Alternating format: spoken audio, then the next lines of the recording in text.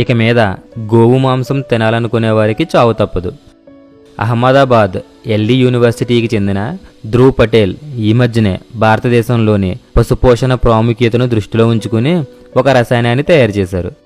ఈ రసాయనం పశువులకు యాంటీవైరస్లా పనిచేయనుంది.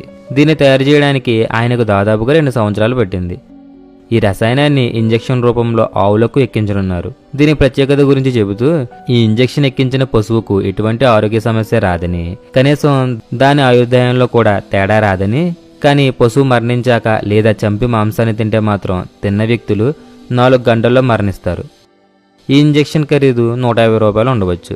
వైజ్ఞానికుడు అయిన తేజసింగ్ చెప్పడం ప్రకారం ఈ ఇంజెక్షన్ గోశాల నిర్వహించే వారికి ఉచితంగా ఇవ్వనున్నట్టు తెలిపారు. గోశాల నిర్వాహకులు వివరాలతో రిజిస్ట్రేషన్ చేయించుకోవలసిందిగా తెలిపారు. తద్వారా గోమాత మీద జరుగుతున్న అత్యాచారాలను ఆపదలిచారు. ఈ విషయంలో